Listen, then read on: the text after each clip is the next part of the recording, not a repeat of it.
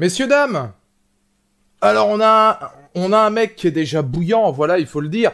On va replacer un petit peu la caméra, histoire de rester évidemment solide ce soir. On a quelqu'un qui est bouillant, c'est Félix, voilà, en back-to-back. Je le sens très chaud ce soir.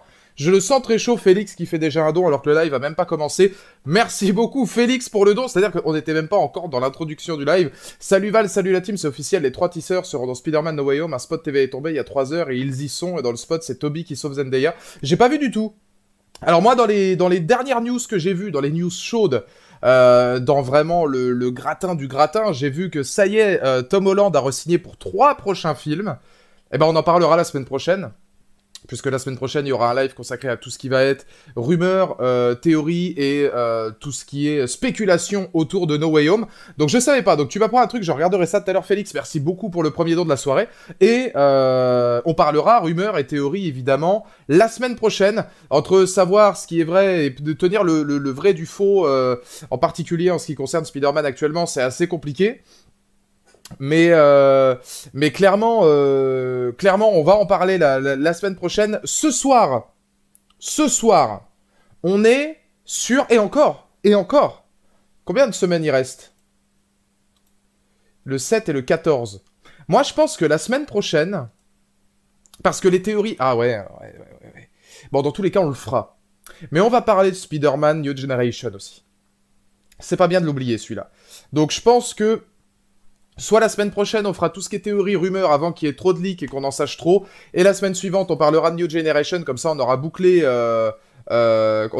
complètement la boucle. Ou alors on parlera de New Generation la semaine pro et les théories la semaine d'après. De toute façon, on est encore relativement bon dans le sens où le film ne sort que le 15. Donc, on a encore un petit peu de temps. Messieurs, dames, bonsoir. Installez-vous confortablement, prenez votre meilleur Volvic zeste de citron.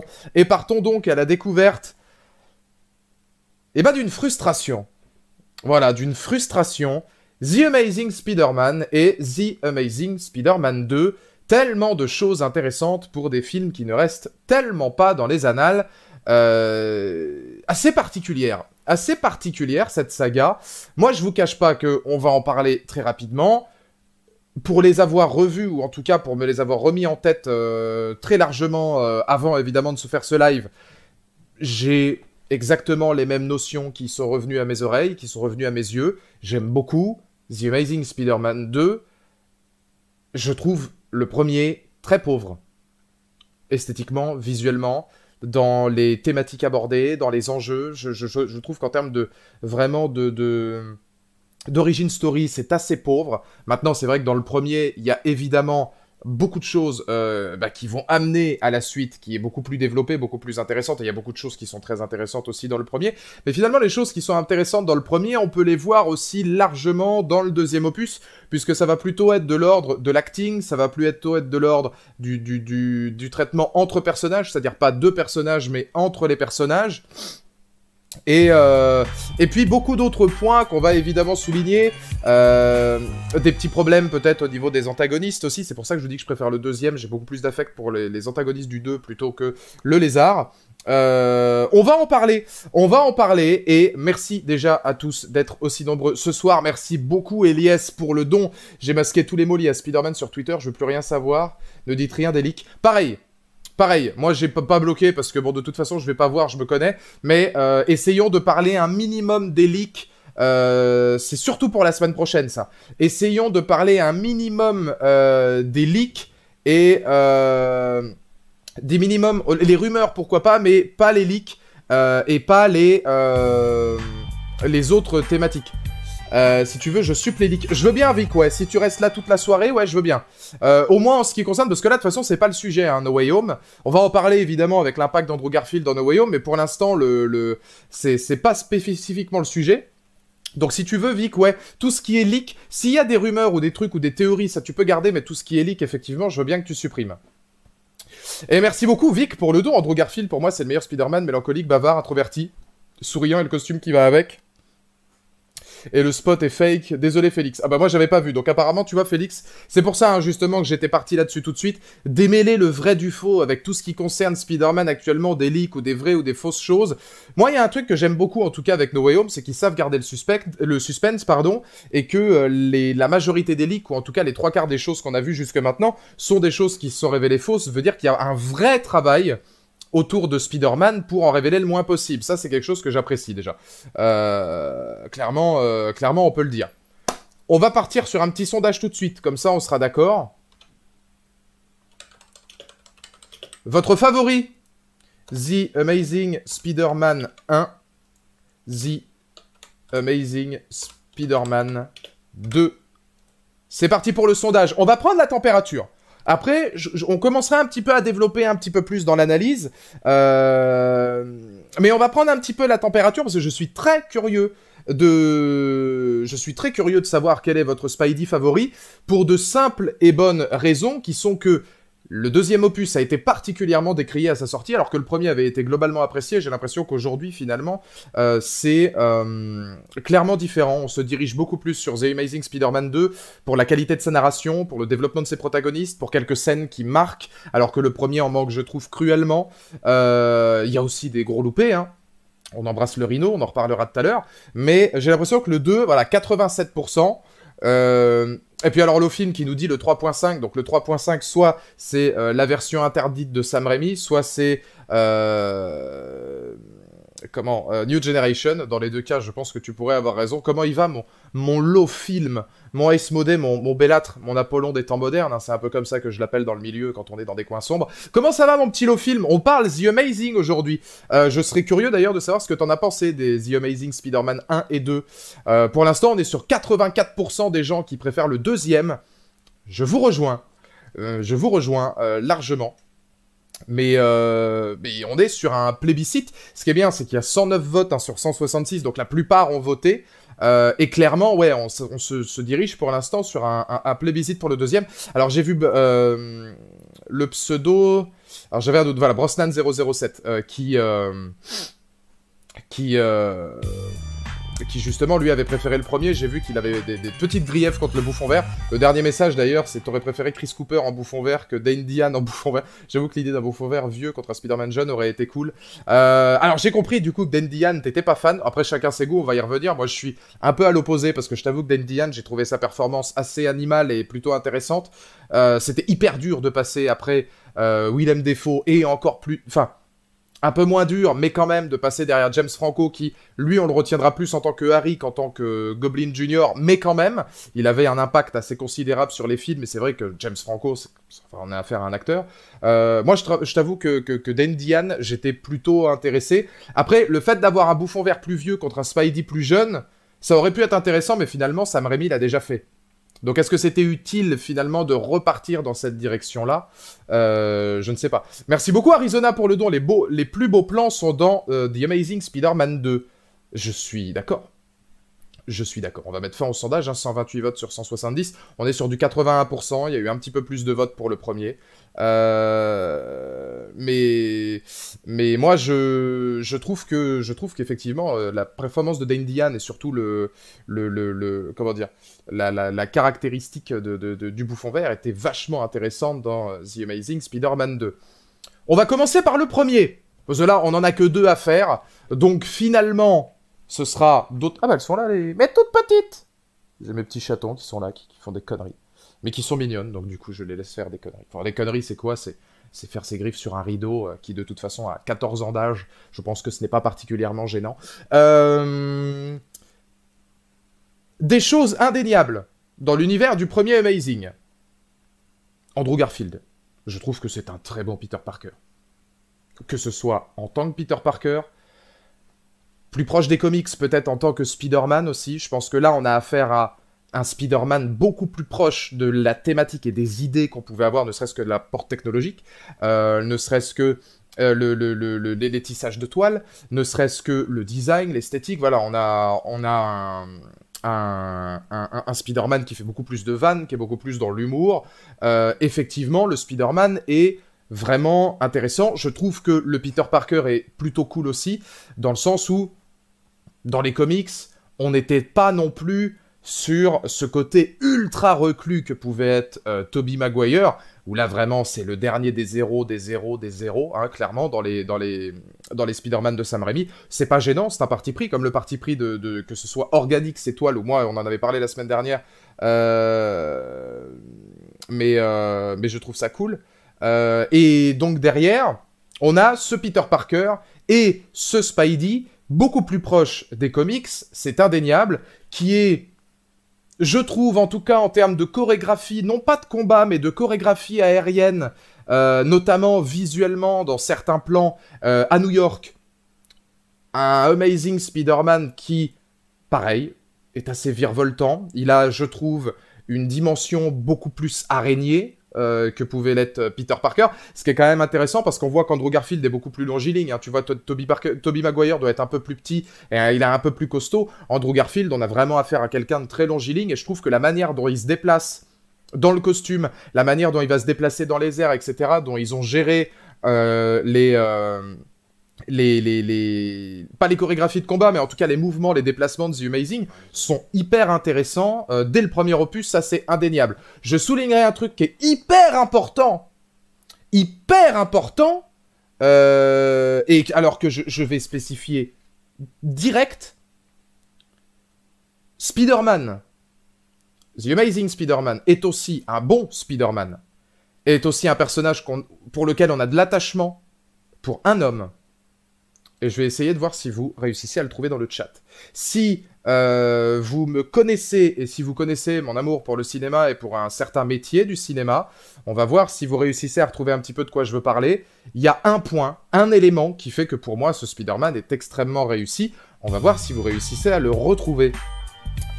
Et merci beaucoup, Olive, pour le don. Hyper généreux, comme d'habitude, le Olive. Comment vas-tu? J'annonce la meilleure version de Spider-Man que l'on verra au cinéma sera Miles Morales. Pitié, donnez-lui un réalisateur digne de ce nom. Donnez-lui Jaden. Donnez-lui Jaden. Puis ce sera réussi, Jaden. Voilà, il faut le dire, donnez-lui Jaden. Il est un bon réalisateur. Mais finalement, Olive, t'as pas tort. Parce que actuellement, l'une des meilleures versions de Spider-Man qui a été faite, eh ben, c'est Miles Morales dans New Generation. Olive, je sais pas si tu l'as vu, mais clairement, on est dedans. Et ce film-là gère le multivers à merveille. C'est déjà l'un des meilleurs, alors qu'on n'est même pas encore en live action. C'est aussi pour ça que Miles Morales, certains se demandent s'il vaut pas mieux le laisser uniquement en live action, enfin en animé, tellement ils ont fait un travail extraordinaire là-dessus. Jaden en Miles Morales par Coogler, ça ce serait lourd. Si Coogler il fait plus du Creed que du Black Panther, ce serait cool. Encore moi je fais partie de ceux qui ont aimé Black Panther. Et beaucoup ont trouvé évidemment le chat, c'est Donald Renew. Ben oui, c'est Donald Renew. Alors Damien Whittaker était très très bon hein, quand il reprenait Tobey Maguire dans le doublage. Mais là, on va être obligé aussi de parler des choses qui sont importantes. Pourquoi? Parce que Donald Renew aujourd'hui est l'incarnation de Spidey. Si vous avez joué au jeu vidéo Spider-Man, c'est lui qui fait le doublage, je ne vous apprends absolument rien. Il est la voix d'Andrew Garfield, il est l'âme, il est l'attitude, il est vraiment l'essence aussi du personnage, et je trouve que c'était quelque chose qui était évidemment à développer avant même de commencer à parler du film. Le doublage The Amazing est brillant, Donald Renew fait un travail incroyable sur Andrew Garfield. Ça retire rien à la performance d'Andrew Garfield évidemment, mais il faut quand même le souligner. We are in France, we speak French, on est content d'être français. Et on aime aussi la performance de Donald Renew qui a été juste brillant ensuite quand il a fait les jeux vidéo, notamment sur Spider-Man et aussi sur Miles Morales, hein, puisqu'il était dans le jeu sur quelques répliques. J'aime beaucoup. Et comment il va mon Jimmy? Ah putain, Jimmy, on parle de Spider-Man en plus. Ah là, il doit être entre une bachata et une salsa. Qu'est-ce que tu veux qu'il ait le temps de participer à The Amazing Spider-Man, l'animal? Mais il faudra qu'on en parle. Mais de toute façon, je pense que Jimmy, parce que Jimmy est mon acolyte avec lequel j'irai voir No Way Home, c'est mon acolyte avec lequel je suis allé voir ce grand film hein, qui était Venom 2. Putain. Bon bah, ça c'était du souci quoi. Ça a beaucoup joué sur notre amitié. C'est-à-dire que globalement, tu vois, bon, quand t'es un pote avec quelqu'un et puis que tu vas voir Venom, Let's Derby Carnage, tu te doutes bien qu'après, tu te poses des questions si tu vas rester ami avec lui. Il est pour rien, mais bon, c'était tellement, tu vois, t'as envie d'oublier, donc tout... Enfin, ouais, oui, bah ouais. C'est du souci, hein, aussi, hein. Mais... en tout cas, Donald Renew s'affirme comme un des plus grands actuellement. Ivan s'affirme comme quelqu'un qui est l'un des plus en marge actuellement. Comment ça va, Ivan, qui a aimé Venom 2. On rappellera aussi qu'il a aimé le dernier Halloween. Il n'y a pas de mal. Il en faut au moins un. Et on l'a, et on l'aime pour ça, notre Ivan. On l'embrasse, on embrasse son biceps aussi. Je peux pas dire du mal de ce gars-là, parce qu'il a un biceps qui fait, malgré mes efforts en musculation, 3 fois la taille du mien. Vous vous doutez bien qu'à mon avis, c'est compliqué. En tout cas, on pourra pas reprocher à Donald Renew, effectivement, de faire une excellente partition. Le Spider-Man, pour moi, est réussi. Clairement. Que ce soit dans le premier ou dans le deuxième, on ne pourra pas le nier. Ce qui même pour moi, et on l'avait vu la semaine dernière quand on avait fait le live sur la trilogie de Sam Raimi, c'est même, et je vais y revenir sur autre chose après, assez triste pour Andrew Garfield. Puisque finalement, Andrew Garfield, il livre une partition qui est excellente. Mais globalement, on a du mal à s'en rappeler. Ou en tout cas, si on s'en rappelle, c'est pas celui qu'on a le plus envie de retrouver dans No Way Home. Et c'est assez particulier et c'est finalement assez décevant quand tu sais que sa partition était extrêmement convaincante et que malheureusement la hype, en tout cas on l'avait vu, il y avait plus de 90% des gens qui avaient répondu et pour à peu près 90% d'antennes, c'est-à-dire que globalement on voyait bien que c'était Tobey Maguire qui devait être le main event, qui était le personnage qu'on essayait le plus de retrouver, au contraire d'Andrew Garfield qui certes a une cote et un capital sympathie vis-à-vis des gens, mais qui globalement est un peu moins attendu. C'est dommage pour sa partition, et c'est aussi dommage pour quelque chose qu'il a dit il y a pas longtemps, Andrew Garfield, et avec lequel je suis entièrement d'accord. Il manque un film à cette saga, à ce diptyque. Il manque au moins un long métrage. Je pense que l'un des gros problèmes de The Amazing Spider-Man, c'est de s'arrêter trop tôt. Et lui l'a confirmé dans plusieurs interviews, donc ça pour vous ce sera peut-être intéressant, il attendait beaucoup plus de son rôle. Il voulait donner beaucoup plus que ça. Il attendait beaucoup plus que ça. Il s'imaginait beaucoup plus que ça. Et finalement, ça se voit. Et c'est dommage parce que sa prestation est tellement intéressante que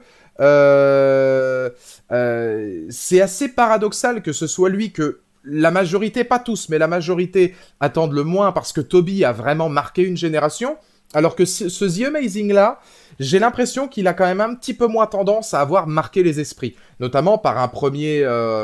par un premier opus qui, je pense, était un peu moins pertinent, une origin story qui avait déjà été faite et en mieux, la faute aussi à un antagoniste qui est quand même assez aux fraises, on va pas se mentir, et qui va redorer son blason avec le deuxième, et malheureusement le deuxième a moins convaincu en temps réel, ce qui fait qu'il n'y a pas eu de suite. Alors il y a peut-être aussi d'autres détails techniques qui m'échappent là-dessus, mais j'ai trouvé ça particulièrement dommage qu'on n'ait pas... finalement accès à autre chose, parce que je pense que vraiment on aurait pu avoir une saga bien plus pertinente. Bah, je suis assez d'accord, Brosnan, pour le coup. Je trouve que Andrew Garfield, il a cette aura naturelle, il a cette attitude, et il a ce charisme naturel d'un Spidey qui est vraiment hyper naturel. L'une des choses que j'ai particulièrement appréciées, pour vous dire par exemple, moi c'est l'archétype du Spider-Man, ou en tout cas du Peter Parker que j'aime bien, me semble-t-il que c'est dans le premier. J'ai des doutes sur le fait que ce soit dans le premier ou dans le deuxième, mais je crois que c'est bien dans le premier, où on a Peter Parker, qui fait face à Flash, je crois, dans un gymnase. Et c'est du basket. Et moi j'adore le basket. Et je trouve cette scène hyper bien branlée dans la construction narrative du personnage de Peter Parker. C'est une des scènes, moi, qui m'a marqué dans le premier opus, que j'ai beaucoup apprécié, parce que ça me revient là, du coup. Et globalement, je trouve que il est hyper bon dans cette gestuelle-là. Et j'ai beaucoup aimé cette scène, parce que c'est un petit peu l'essence de ce que j'imaginais de Peter Parker. Alors j'ai beaucoup aimé Tobey Maguire aussi, on reviendra pas évidemment sur l'aura du personnage, mais là, si t'es lecteur des comics, ou si t'as un peu plus lu les comics, ou si t'as une représentation du Spidey un peu plus blagueur, etc., je trouve qu'il est c'est vraiment très sympathique. Et je fais coucou à Rebecca, du coup, qui a un plaisir et un malheur. Alors Rebecca, j'espère que tu passes un bon moment sur ce live, si en tout cas tu regardes ce live, ça c'était pour le côté plaisir. Pour le côté malheur, ça veut dire qu'à cette heure-là, t'es encore au boulot avec Ivan. Je sais pas c'est quoi le pire, être encore avec Ivan ou être encore au boulot.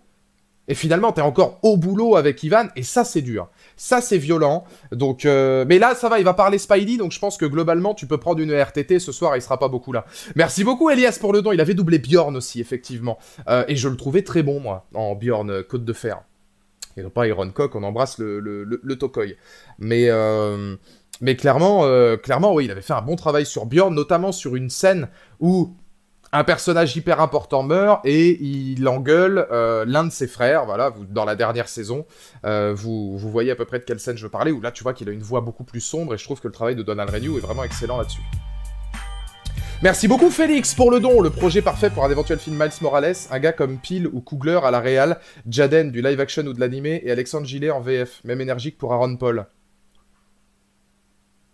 Bah, tu sais quoi, honnêtement, je trouve que la voix française de Miles Morales, moi, dans les jeux vidéo, faisait grave le taf. Maintenant, il était pas bon du tout dans Cyberpunk. Tu sentais qu'il était complètement pas concerné, j'allais dire déconcerné, mais ça n'existe pas. Mais en tout cas, j'avais pas l'impression qu'il se sentait concerné par le doublage. Par contre, en Miles Morales, il est extrêmement chaud. Moi, j'aurais gardé cette VF-là. Après, Jordan Peele ou Ryan Coogler, c'est excellent pour le côté afro et tout ce qu'ils sont capables de transmettre sur cet héritage afro-américain. Jordan Peele, je vois pas comment il pourrait faire ça, sachant que Miles Morales, j'ai du mal à m'imaginer qu'on partirait dans de l'horreur. Après, ce serait une direction artistique de dingue, je suis d'accord.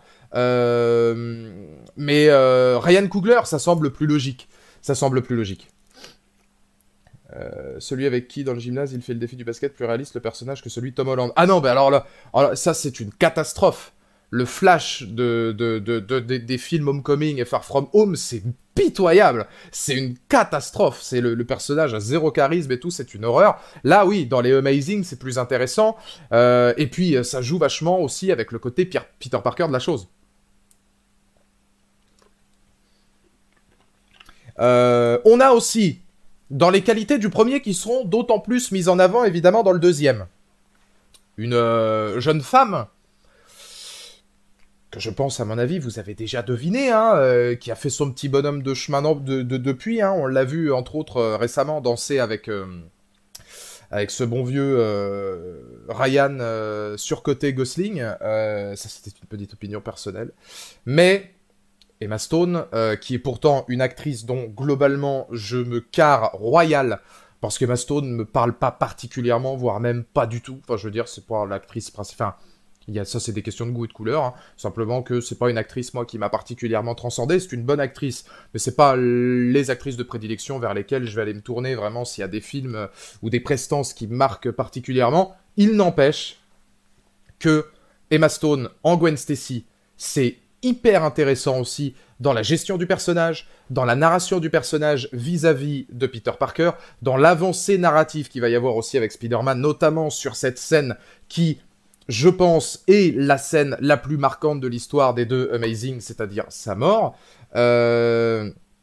Et puis, voilà, c'est vrai que ça, en tant que spectateur, c'est des choses qui sont hyper pertinentes à regarder, mais qui, malgré tout, parce qu'on est obligé aussi d'en parler. Là, enfin, je veux dire, on est en train de parler de cette saga. Il y a forcément un comparatif qui va se faire avec les opus précédents. Je trouve... que à aucun réel moment, la narration des Amazing parvient à être aussi intelligente, brillante et dramatique que ceux de Sam Raimi. Et là, vous allez me dire, c'est normal, puisque les opus de Sam Raimi étaient beaucoup plus froids, malgré tout, à l'exception peut-être du troisième, mais le premier et le deuxième avaient des notions parfois horrifiques. On s'adressait peut-être déjà pas tout à fait au même public, et je trouve que dans la narration, dans la manière dont on va écrire les dialogues, les textes, etc., on est moins...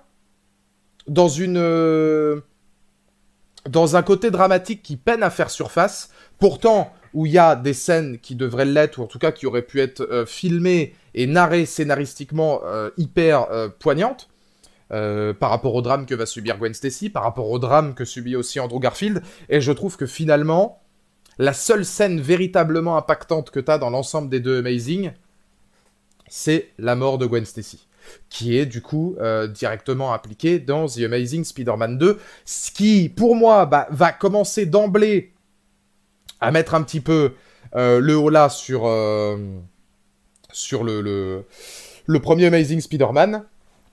Je trouve que c'est un film hyper creux.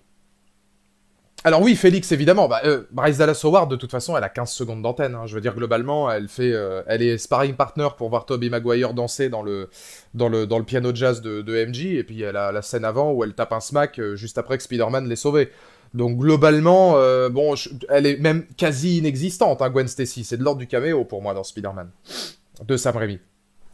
Alors que là, elle est beaucoup plus mise en avant, c'est aussi intelligent de la part des réalisateurs et puis des scénaristes de prendre Gwen Stacy et non pas MJ, puisque au moins on n'a pas non plus toujours cette thématique de retrouver Mary Jane. On part dans quelque chose de différent, quelque chose qui reste quand même ancré dans la terre, hein, vraiment des comics, qui reste ancré dans l'histoire du personnage, et c'est plutôt intéressant aussi. Maintenant, je trouve que le premier Amazing Spider-Man est hyper creux. Parce que, je vais vous dire, pour moi, il y a deux scènes que je trouve plutôt intéressantes dans le film, et c'est tout. C'est le combat dans les égouts entre le lézard et Spidey, puisque Spidey se comporte littéralement comme une araignée. Je trouve ça tellement bien ficelé, c'est qu'à de le dire, et je trouve ça tellement intelligent de le voir préparer, concocter un petit peu des pièges, etc. C'est ce que je disais tout à l'heure, en fait, dans les mouvements, dans l'attitude d'une araignée, alors que pourtant, lui, il a des trucs technologiques, ce qu'a finalement jamais fait Tobey Maguire dans la première trilogie. Ça joue aussi sur une photographie en clair-obscur, on est plutôt dans un environnement assez sombre, assez sordide. Ça, personnellement, je trouve que c'est une scène qui est plutôt pertinente dans le premier opus. La deuxième, alors au-delà de quelques scènes avec Peter Parker, etc., et puis surtout de la scène du gymnase dont je vous ai parlé, c'est que j'ai aimé le caméo de Stan Lee. Le caméo de Stan Lee, qui est probablement l'un des meilleurs, j'en parlais hier avec le Zweig, parce que oui, j'ai le Zweig quasiment tous les jours au téléphone, c'est terrible. Tiens, voilà, j'en parlais justement à l'instant, Brosnan, je suis entièrement d'accord. Le Stan Lee qui s'écoute de la musique classique avec les deux qui se tambourinent sur la gueule dans la bibliothèque, c'est tellement bien vu. c'est tellement intelligent, c'est tellement drôle, et ça marche tellement dans le genre caméo que moi j'aime beaucoup. Le reste, ça va être de l'ordre du traitement des personnages, mais sans jamais vraiment arriver à toucher cette dramaturgie. On est sur un Spider-Man de qualité, sur une Gwen de qualité, quand les deux sont ensemble, il y a une vraie alchimie, ça marche bien, mais c'est à peu près tout. Et je trouve le film creux parce que, 1, on n'a pas de sens du drame, 2, on a très peu d'émotions, 3, en termes de réal, le film ne propose quasiment rien, et 4, en termes de photos, de direction artistique, de chorégraphie de combat et d'ensemble finalement qui font un long métrage, je trouve que c'est hyper faible. Alors peut-être pas hyper faible, mais c'est le plus faible de tous les Spider-Man qu'on ait eu avant d'avoir Homecoming évidemment et Far From Home. Et encore, je pense que Far From Home, je le mettrais au-dessus du premier Amazing. Putain, ça c'est intéressant. Chose complètement différente. Mais malgré tout, on reste sur un Spider-Man.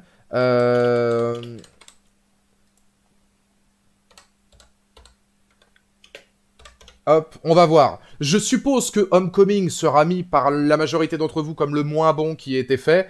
Et c'est vrai, parce que Homecoming, il est vraiment râlé pas crête. Je serais curieux de savoir entre Far From Home avec Jake Gyllenhaal et le premier The Amazing Spider-Man, lequel pour vous est le meilleur des deux. Vous pouvez voter C dans le sondage, à savoir lequel avez-vous préféré regarder entre Far From Home et The Amazing Spider-Man 1. Évidemment, rien à voir entre les deux opus, mais ça peut nous donner... quelques, je pense, quelques initiatives.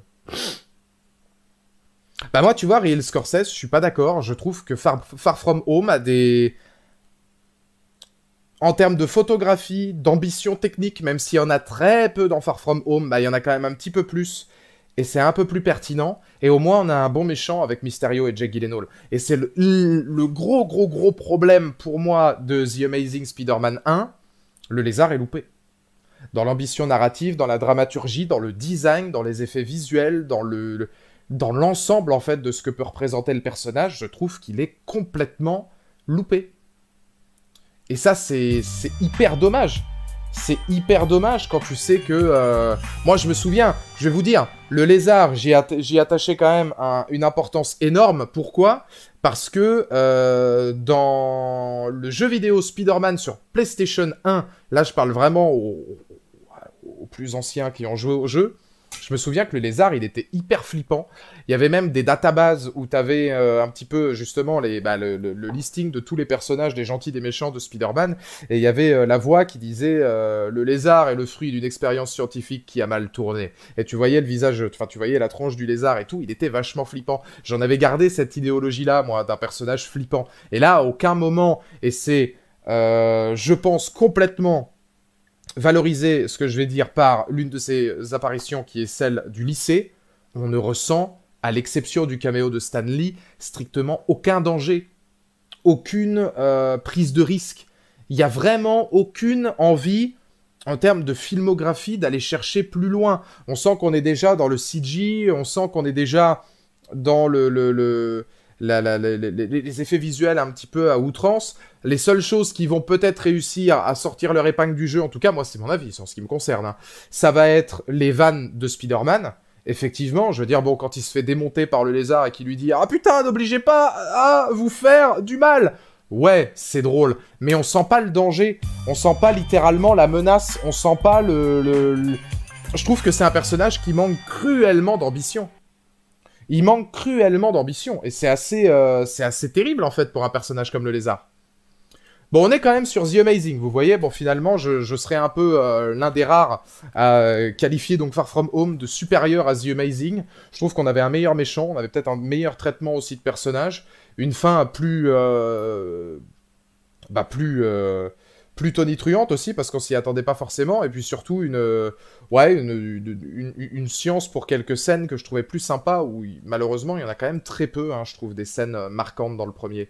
C'est globalement d'ailleurs ce qui m'embête beaucoup, mon petit baby. Moi oui, c'est ma fille ça. Hein. C'est ma toute petite. Elle a le costume de Spider-Man noir tous les jours, et elle danse sur James Brown. Et ça c'est bien. Ça, c'est bien. Alors, je vais revenir sur les dons. Merci beaucoup, Félix. Les scènes coupées de The Amazing Spider-Man 2 devaient développer le perso de Felicity Jones. Dans les BD Spidey, c'est un personnage très... Black Cat, bien sûr. Bien sûr. Je vais regarder ça, d'ailleurs. Hop.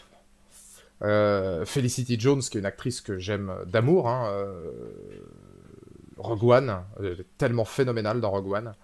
Mais oui, non, il y a beaucoup... Alors ça, on y reviendra après sur, évidemment, les problèmes qui sont arrivés ensuite. C'est-à-dire sur pourquoi on n'a pas eu affaire à la suite des événements, hein, malheureusement. Pourquoi il nous manque, je trouve, certains films. Mais oui, il y a des scènes coupées, il y a des dramaturgies qui manquent. Ça, c'est dans l'ensemble de la saga, malheureusement. Et c'est indéniable que ce personnage-là aurait pu en faire partie. Merci beaucoup encore Arizona pour le don. J'aime le plan séquence finale, quand il se balance avant le générique, il se comporte comme une araignée. Ouais, ça c'est vrai. C'est vrai que sur les points de vue aériens, etc., et sur j'allais dire la science, mais ça fait beaucoup de fois le mot science, sur la maestria avec laquelle... Maestria, c'est peut-être beaucoup, mais en tout cas, le mec, il va jamais réussir à trouver le mot qu'il veut spécifier. Mais en tout cas, sur la façon dont il met en scène les mouvements d'araignée, les gestuels d'araignée, encore mention spéciale, à la scène, je trouve, dans les égouts, qui est hyper bien vue face au lézard. Ouais. Moi j'aime bien. Après, je suis d'accord avec vous parce que j'en voyais certains dans le sondage. Pour moi, Homecoming est le moins bon de tous, hein. Ça c'est une évidence. Et Tom Holland est le Spidey qui m'intéresse, ou en tout cas que j'apprécie le moins. Ça c'est une évidence aussi. C'est celui qui donne finalement le moins d'attachement par rapport aux autres. Et on voit qu'on est un peu décrescendo. Encore qu'à la rigueur, Mary Jane par Kirsten Dunst, c'est tellement usant à la longue dans les Spider-Man que je pense que la relation entre Gwen Stacy et Andrew Garfield était quand même beaucoup plus romantique et beaucoup plus émotionnelle à suivre, notamment pour le final qui est hyper fort. Mais voilà, je trouve que The Amazing Spider-Man est un film malheureusement qui peine énormément à avoir... qui peine par manque d'ambition. Je trouve vraiment que c'est un film qui manque d'ambition et qui aurait pu être bien plus fort, bien plus pertinent, bien plus puissant aussi, si on avait réussi à un moment donné à aller chercher un petit peu plus loin. Et c'est, moi, véritablement ce qui m'a manqué, en fait. C'est ce qui m'a manqué, c'est de ne pas avoir vraiment cette sensation d'aller chercher plus loin, de ne pas avoir cette sensation de faire plus d'efforts, d'être plus dramatique. Et de s'adresser peut-être à un autre public. C'est aussi un film, je pense, qui s'adresse beaucoup plus aux lecteurs des comics, et peut-être à une certaine caste des comics, à une certaine caste de lecteurs, où globalement on était relativement tout public. Après, oui, alors du coup, oui, Slasher, oui, je les vois, parce que je peux pas lire évidemment tout, mais je vais remonter à celui que t'avais dit. En fait, les nouveaux Spider-Man sont faits pour faire de l'argent, ce sont des films d'enfants, dans les comics, Spider-Man est limite raciste, il se tape une métisse. Là, il se tape une métisse. Alors, honnêtement, le côté raciste de Spider-Man, ça, je pourrais pas t'en dire plus, parce que c'est un peu au-delà de mes références. Maintenant, sur le fond, le fait que c'est fait pour faire de l'argent et que ça se destine à un public d'enfants, oui. Et c'est la direction de 95% de Disney et de 90% du MCU. Récemment, l'un des rares films à avoir proposé quelque chose qui n'était pas uniquement adressé aux enfants, voire peut-être même pas du tout, parce que le film est beaucoup trop long pour intéresser les gamins, c'est Les Éternels. Et pour moi, Les Éternels, c'était cool. C'était plutôt pas mal. C'était plutôt dans le haut du panier. Donc effectivement, après, moi, je pense que, globalement, dans les Amazing Spider-Man, on était encore dans une caste tout public. Il en fallait pour les fans, il en fallait pour les aficionados du comics, il en fallait pour les adultes, puisqu'on verra que le 2 est beaucoup plus riche, et on en a aussi pour les enfants. Parce que finalement, je trouve que The Amazing Spider-Man, ce qu'il réussit peut-être à faire, alors que le premier, en fait... Alors là, je vais vous dire un truc, on va voir, hein, mais... je pense notamment à une scène du 2, en fait, où tu vois un enfant habillé en tenue de Spider-Man, avec le Spider-Man qui va arriver par la suite, etc. Je trouve que Sam Raimi a fait la meilleure trilogie. Il a fait des films iconiques, il a produit des méchants iconiques, etc. Mais je pense que, d'un point de vue narratif, The Amazing Spider-Man a peut-être voulu beaucoup plus iconiser son personnage pour les enfants, pour que les enfants aient une représentation nette, claire et sans bavure du héros. je trouve. Et clairement, j'ai la gaule. Pourquoi? Parce que là, vous n'avez pas remarqué que finalement, Mr. Grimes m'a envoyé un message. Et j'essaie en fait, à chaque fois, de partir dans des thématiques où malgré tout, on considère que je suis en train de dire quelque chose de brillant. Alors que finalement, non, là, j'ai 45 cm qui viennent de se lever. C'est mon chat qui joue, hein, évidemment, je ne parle pas d'autre chose. Mais ça pourrait aussi arriver grâce à la présence actuelle de mon divin chauve avec lequel j'ai... On a aimé, on a apprécié, on a savouré ce final de World Beyond. Vous pouvez le record. Je vais même vous le dire, avec la voix d'un enfant de 7 ans, on a savouré le final de World Beyond. Qui aurait pu dire ça il y a un an? Qui aurait pu dire ça il y a un jour? Bah, il y a un jour, oui, parce qu'on l'avait déjà vu, mais qui aurait pu dire ça il y a une semaine? C'était impossible, et on l'a fait. Et ça, c'est beau. Ça, c'est beau. Voilà, c'est tout ce que je voulais dire, Mr. Grimes. J'espère que ça se passe bien de ton côté sur Fall Guys. Si t'es encore là et si tu m'entends encore, dis-moi évidemment ce que tu penses de la nouvelle saison, parce que le Cirque du Soleil, je t'avoue que faire une dizaine de streams chez Pinder, ça m'intéresse pas des masses. Mais en tout cas, n'hésite pas à me dire si t'es encore là. Donc moi, je trouve que, globalement, on a voulu créer un personnage de Spider-Man qui était une iconisation, j'allais dire pour enfants, mais plutôt une iconisation héroïque. C'est pas forcément mal manœuvré, parce que la dernière scène où il est avec le gamin dans The Amazing, mais ça vient encore du deuxième, où le gamin, justement, essaie il y a une sorte de passation de pouvoir, mais tu vois, la formule du héros, l'aura, le héros qui revient, malgré la perte de Gwen Stacy, etc. Je trouve que The Amazing Spider-Man, effectivement, s'adresse à tout le monde, mais veut que les plus jeunes voient un héros. Un héros vrai, authentique, qui aime être un héros, qui se la joue un petit peu en tant que héros, qui a de l'humour, qui envoie des vannes, mais qui est finalement la construction parfaite aussi du personnage de Spider-Man, qui était le personnage natif en règle générale des comics. Alors que, globalement, quand on regarde le film de Sam Raimi, on est beaucoup plus dans du drame. Quand tu regardes le film de Sam Raimi, moi je le vois comme un truc exceptionnel, mais j'ai pas... Alors là, c'est que mon point de vue. Je pense que pour beaucoup, ça a été le cas, notamment les plus jeunes peut-être qui l'ont vu. C'est vrai qu'il y a beaucoup de séquences où on voit quand même Spider-Man s'est vachement accentué sur le retour du héros. Alors que finalement, Amazing ne cesse jamais quasiment de l'être, à part sur la mort de Gwen Stacy. Sinon, Spider-Man, c'est toujours les questionnements autour du héros. Je trouve ça beaucoup plus humain, beaucoup plus mature, je trouve. Et beaucoup plus sombre que les Amazing. Et forcément, quand t'es enfant, c'est peut-être un petit peu plus difficile de t'associer à un héros quand tu vois que finalement, le héros, il est totalement remis en question tout le temps dans l'ensemble des films de Sam Raimi. Alors que The Amazing, là, pour le coup, on est plus dans la catégorie du héros qui se révèle en tant que héros et qui continue à être un héros. Les scènes de voltige de The Amazing Spider-Man sont les meilleures de tous les Spidey. Ça, je suis assez d'accord que globalement, les scènes aériennes... Alors après, t'as toujours la nostalgie, puis là pour le coup, l'iconisation du premier Spider-Man de Sam Raimi. Mais je trouve que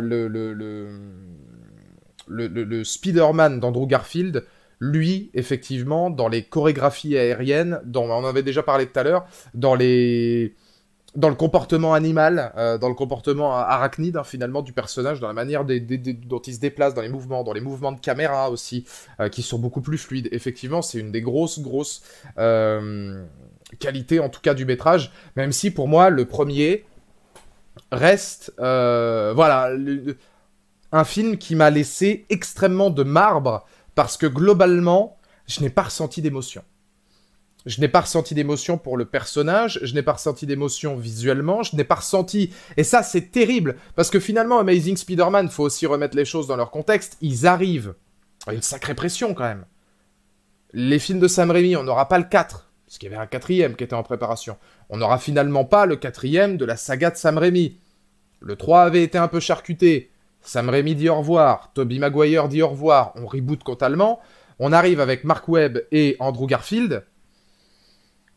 Il y a une pression énorme sur ses épaules. Mais il y a une pression qui est encore plus énorme qu'Andrew Garfield et Mark Webb, qui sont pas forcément les plus fautifs, c'est la pression autour des antagonistes. Il faut aussi prendre ça. Je veux dire, si on n'avait pas eu la trilogie de Sam Raimi, peut-être que le lézard se serait passé un petit peu mieux.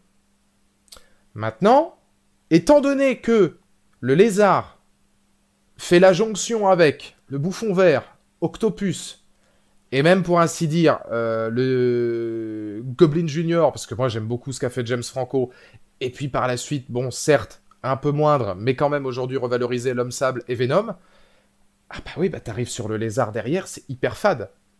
C'est un peu le... Moi j'ai envie de vous dire que c'est un petit peu le problème, je trouve, c'est que ça manque de segments cultes. C'est un film qui manque d'âme. Et l'image la plus facile que je pourrais faire pour parler d'âme, c'est le lézard. Et le lézard, malheureusement, il n'est pas au niveau. Il n'est pas au niveau du film. J'ai envie de vous dire même que le lézard, il n'est pas au niveau du Spider-Man d'Andrew Garfield. Ça va, ma toute belle? Ah oui. Elle est belle. Elle est belle. Est-ce que t'es fatigué? Est-ce que t'as l'air fatigué? Oh non, pas du tout. D'accord. Va jouer. Donc, c'est pas le meilleur lézard. Ah bah, c'est clairement pas le meilleur lézard. Et globalement, on est même sur une prestation qui est excessivement limite. Je vais même vous dire, allez, globalement, je vais prendre la température, histoire de voir.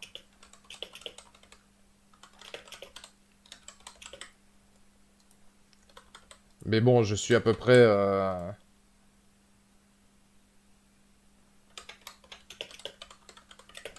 Je suis à peu près convaincu de ce que je vais vous donner. Vous avez cette fois 3 options. Et on va être relativement rapide, puisque là, on va parler un petit peu plus d'actualité. Est-ce que vous êtes hypé par le retour du lézard dans No Way Home? Oui, non, il y a le bouffon, donc Nick. Et moi, j'ai envie de vous dire un truc. Dans la mesure où on a le retour d'Octopus, du bouffon vert, d'Electro, qui est quand même relativement sous-coté, notamment par Jamie Foxx, et je suis très, pour le coup, curieux de voir la prestation d'Electro, parce qu'il y a beaucoup de thématiques, notamment sur les différences de multivers, etc., qui sont intéressantes. Bah voilà, on est globalement sur, et il y a 3 notions différentes, et bah il y a le bouffon, donc Nick. Il y a l'homme sable aussi, effectivement. Mais même l'homme sable, globalement, je pense qu'on peut le mettre dans la catégorie du lézard. Il y a des antagonistes qu'on sera beaucoup plus qu'on sera beaucoup plus hypé pour retrouver. Et il y a aussi des antagonistes qu'on va revoir avec certains impacts nostalgiques. Moi, en termes de scénario, le bouffon et Octopus, je suis très curieux de savoir ce qu'ils vont en faire. D'un point de vue nostalgique, Electro et même Electro, au niveau scénario, ça peut matcher. D'un point de vue nostalgique, moi, le retour de l'homme sable aussi m'intéresse beaucoup. Le lézard, je m'en tamponne le coquillard. Clairement, hein, je vais vous dire... voilà, comme le dit Rémi, ouais, moi, Jamie Foxx, en fait, en plus, c'est un acteur que j'aime beaucoup. Effectivement, moi, le voir l'impact et la puissance d'un mec comme Jamie Foxx qui va pouvoir redonner un petit peu, peut-être, ses lettres de noblesse à un autre style d'électro, c'est intéressant. Maintenant, l'homme sable, en fait, le problème, c'est que lui... Je vais vous dire, je sais même pas pourquoi il revient. Il avait terminé son arc narratif, il avait même eu une rédemption. Et puis le lézard, alors là, c'est le pompon. Pourquoi? Bah, je vais vous dire pourquoi. On met déjà le bouffon vert de Willem Dafoe. Est-ce que vous pensez sincèrement que pour No Way Home, ils se sont posé la question de est-ce qu'on met Willem Dafoe ou est-ce qu'on met Dandian? Et pourtant, j'adore Dandian. Ah non, hein. Et derrière, vous voulez mettre qui? Bah ouais, vous mettez, du coup, si vous mettez pas le bouffon vert, vous mettez Electro. Et vous mettez qui d'autre? Bah le lézard, pourquoi? Bah parce qu'il reste que le lézard, on va pas mettre Rhino, hein. Et encore, il y a des rumeurs comme quoi ça allait être Rhino. Rhino qui est probablement l'une des plus grosses aberrations de The Amazing, clairement. Bon, ça c'est vrai que c'est pour moi l'une des grandes faiblesses du... L'une des grandes faiblesses du deuxième film, c'est que c'est qu'on est, on est un Rhino si peu présent et limite de l'ordre du sparring partner. Maintenant, à voir un petit peu ce que ça va donner, mais c'est vrai que moi, le retour du lézard, je vous le cache pas, manque de saveur, manque d'âme, manque d'ambition.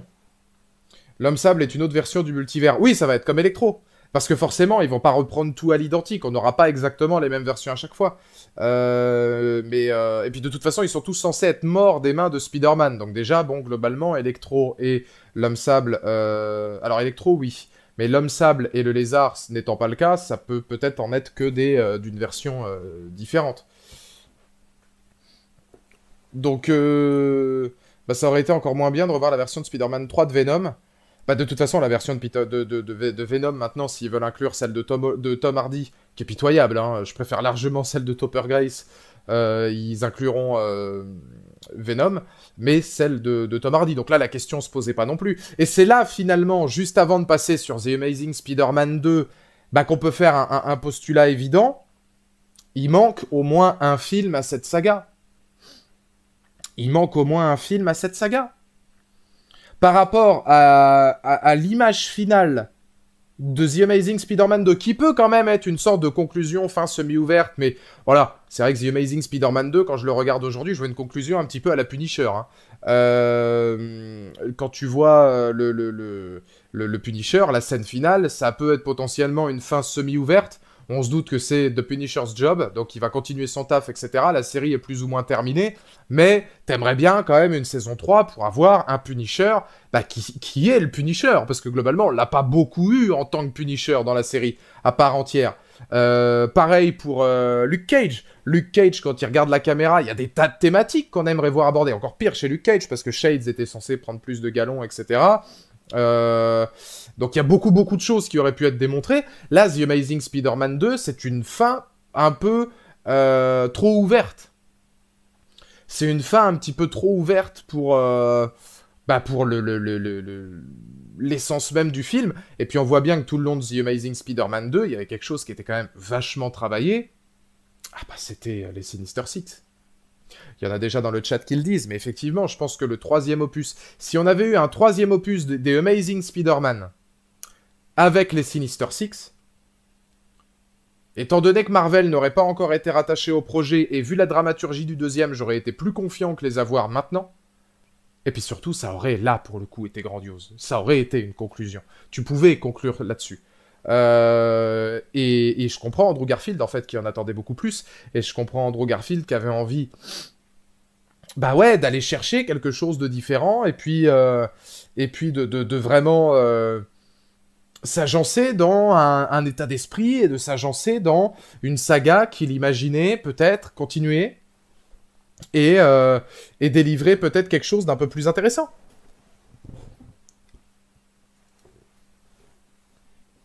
Et c'est dommage, c'est dommage. Échec, comme le dit Brosnan, hein, c'est échec commercial, échec critique à l'époque, échec au box-office, où les mecs se sont dit, bon bah finalement non. L'éclosion de Marvel aussi, hein, de l'autre côté, le MCU, etc., où tu te dis, bon bah, du coup, qu'est-ce qu'on fait? Parce que le MCU, lui, vous avez bien vu que ça cartonne sévère. Donc, je pense que les négociations, déjà, pour peut-être un Spidey du côté du MCU étaient déjà en train de se faire. Tu pouvais pas mettre Andrew Garfield parce qu'on n'est pas dans on n'est pas dans le même multivers.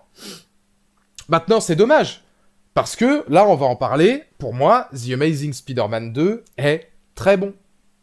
Je me souviens d'être sorti de la salle, j'étais allé le voir avec mon père, je crois, à Saintes, on embrasse la Charente-Maritime, je suis sorti en mode, ah ouais, d'accord. Ah oui, non, là, il y a de la proposition, par contre, quand même. Je veux dire, la proposition... effectivement, Cédric, ouais, attends, on va regarder le budget... Mais enfin, c'est vrai qu'à un moment donné, tu sais, eux, c'est vrai que si... comme on était dans une période où il fallait viser absolument des gros scores, peut-être que 700 millions, ça leur convenait pas, et qu'ils avaient pas envie de se réimplanter derrière.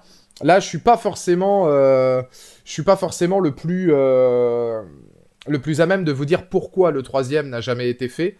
Bah maintenant, c'est vrai qu'à un moment donné, ça fait quand même chier ça fait quand même chier de pas l'avoir eu, quoi. On va voir. Suite. Alors, on va voir. Sony avait pour objectif d'étendre sa saga The Amazing Spider-Man, dans le but de créer un univers autour du personnage. 2 suites ainsi que 2 spin-offs centrés respectivement sur les Sinister Six et Venom, c'était déjà le cas à l'époque, étaient prévus avant la sortie du film. Cependant, l'échec critique et commercial du film poussera la compagnie à revoir ses plans. Donc c'est ce qu'on disait.